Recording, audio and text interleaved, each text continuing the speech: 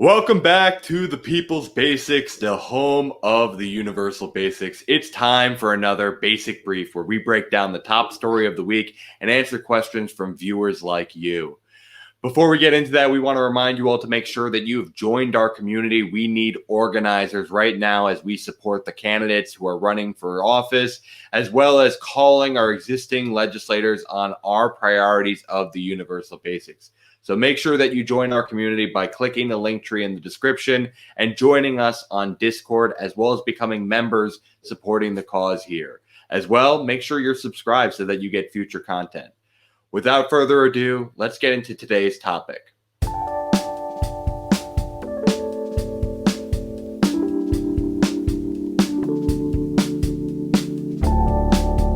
Matthew, what are we covering today as our feature story in the basic brief?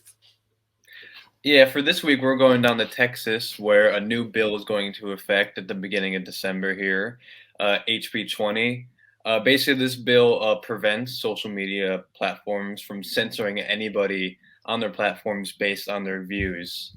And obviously, in the wake of like last year with Trump's Twitter account getting suspended, this has become a very hot topic, and we're now starting to see actual legislation being passed through governments addressing this topic. And it's an interesting debate because the one side likes to claim the First Amendment and free speech, and everyone has a right to express their opinion. But at the same time, these social media companies are private corporations. So you're not really, no one's really entitled to be allowed on these platforms in the first place with that argument. But honestly, I think this gets at like a conversation around social media in the country as a whole right now because social media has become pretty integral to how we consume media and information. And like a larger majority of people every year, every month, are getting more of their information from social media platforms rather than traditional news cable shows. And I just wrote an article about this a couple weeks ago on the People's Basics about how the age of the internet has been very harmful for information in our country because it's led to more polarization, more radicalization. And I think that a lot of this has to do with the algorithm a lot of these companies use. These companies have an incentive to satisfy their advertisers to have you on their platform as much as possible, as long as possible, and they use the algorithm to make sure you're seeing like the fear mongering content, the hot content that gets you to click and stay on the platform, as well as using the data they collect from you to have targeted ads directly to you. And regarding the algorithm, there's legislation, bipartisan legislation that just got introduced in Congress saying that internet platforms would be required to show consumers information not directed to them via algorithms, which I think that'd be a really good first step to kind of helping solve kind of a lot of polarization we're seeing on the internet right now. Yeah, I think that piece of legislation is interesting in that it is just, requiring social media platforms to provide the option of a, algorithmic list feed. Like we have so many people who scroll and have this kind of feed that eventually over time gets customized, as you said, to make sure that they are engaging with the platform the most and are staying as, users so that they can collect more data on these individuals because we are the products because this is a free platform for use.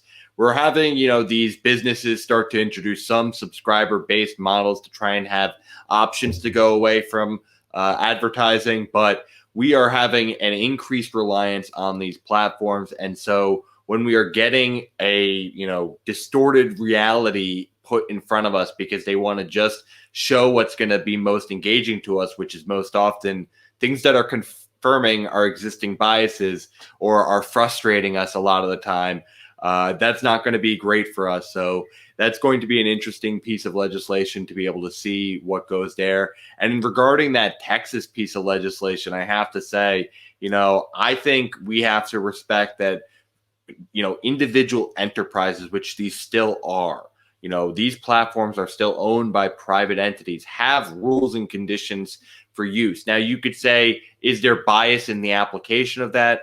We should be making sure that they aren't enforcing rules in a discriminatory fashion. But when it comes to them having the right to control who is on their platform, I think that is totally within bounds, and they have that protection from Section 230 protections. And so I have to wonder if this, current law is going to be held up in the courts. My mind is that it is going to get struck down.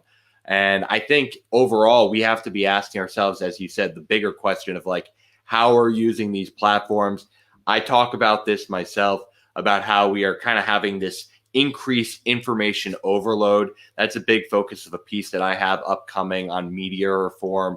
And, there has been a recent study that came out this week from a professor at the University of Oregon that basically analyzed whether people would be more likely to be dishonest with each other based on the medium of which they were communicating. There's this kind of notion that a lot of people, because they have this anonymity online, that they can actually be more dishonest, that we have more distortions of reality, not just of people having bots, but just of people trying to represent themselves and what they've seen and done.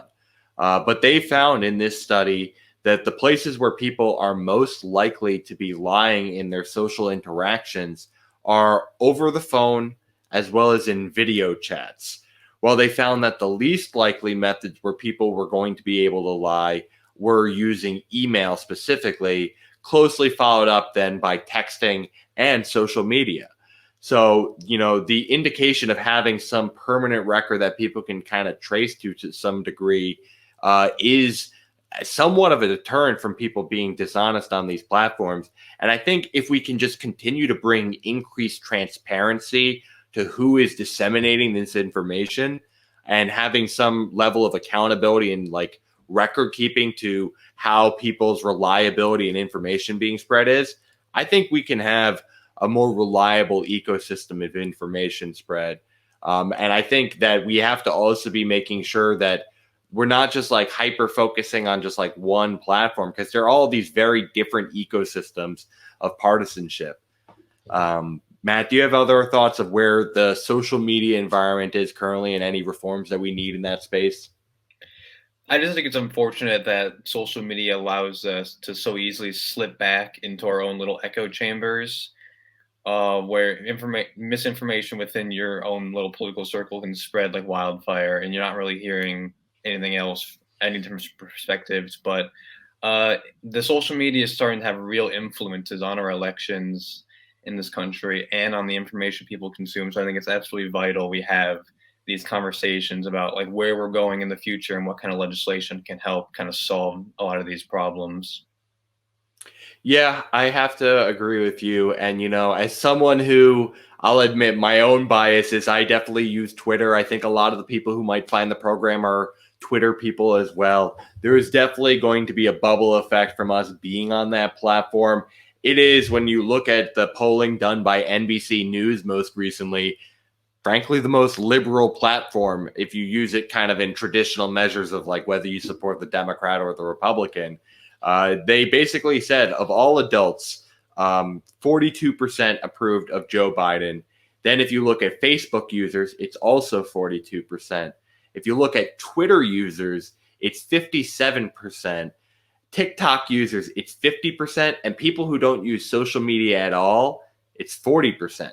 So that notion of like the offline crowd being a little bit more moderate and conservative, there's definitely some truth to that fact. And, we do have to be cognizant that we are using this platform, and it tends to be a little bit more of a liberal and young environment than some other media platforms as well. So any final thoughts there before we get to our question of the day from the audience? Well, let's get into the question. Okay, so the question that we got today comes from Michelle. She comes from Maine. Her question is, what do you all think about the impact of the new food amendment, right to food amendment that Maine has just added to its state constitution? Okay. Matt, do you have any first initial thoughts to Michelle's question here? I'm excited for it. This is a definitely a historic thing that happened. It's the first state to enact an amendment like this. I know the right to food has been a big movement throughout worldwide. And so I'm excited to see how it plays out. I do agree that we shouldn't have these corporations have so much control over our food supply. So I'm excited to see how this plays out, but I have to admit I am a little skeptical because the wording of the amendment is very broad. So you don't really know how the legislators or the law will take this, how they will interpret it for certain situations. So I think we just have to take kind of a wait and see to say this is a win or a loss at the moment. And I think that the people who oppose this movement also have a pretty good point that this could lead to more like unsafe food getting out to consumers, and that maybe these corporations are good for our food supply because they have to adhere to regulations to make sure the products they are putting out are safe. I found this issue kind of interesting because I didn't know a ton about it. It only, recently came into the news for me. It obviously has been a movement in a lot more, I'll be frank, rural areas that have larger farming communities and people who tend to embrace more of a self-sustaining lifestyle because population density is just less, as I said, rural areas. Um, but my general thinking is that I am supportive of the measure, but I acknowledge, like you do, that there is going to be some concerns about food and land use.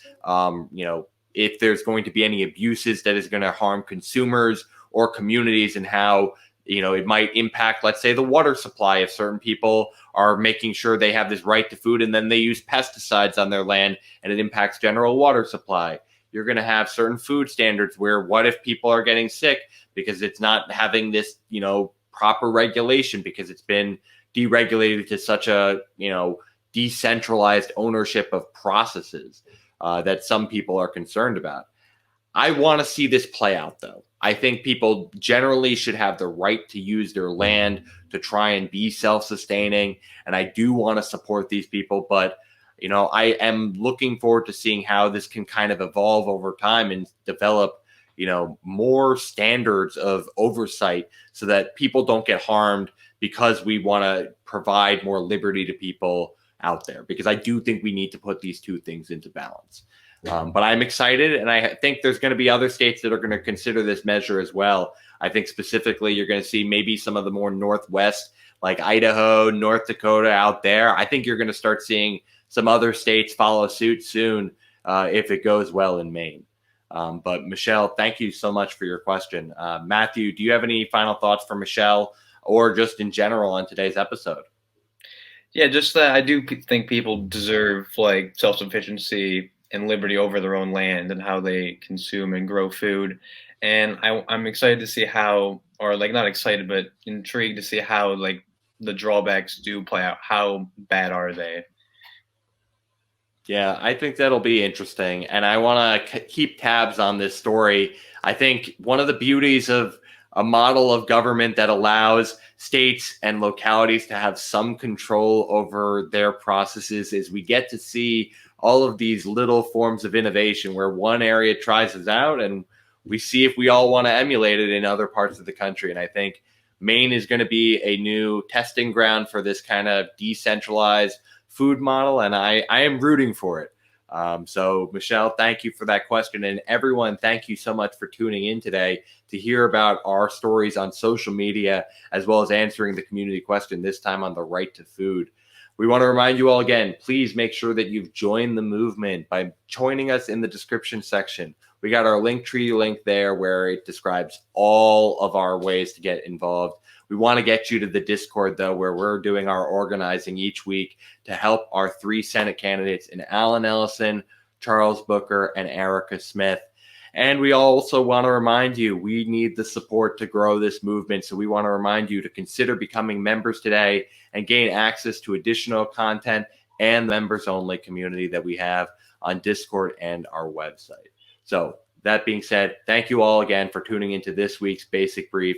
We will all see you next time here at the home of the Universal Basics.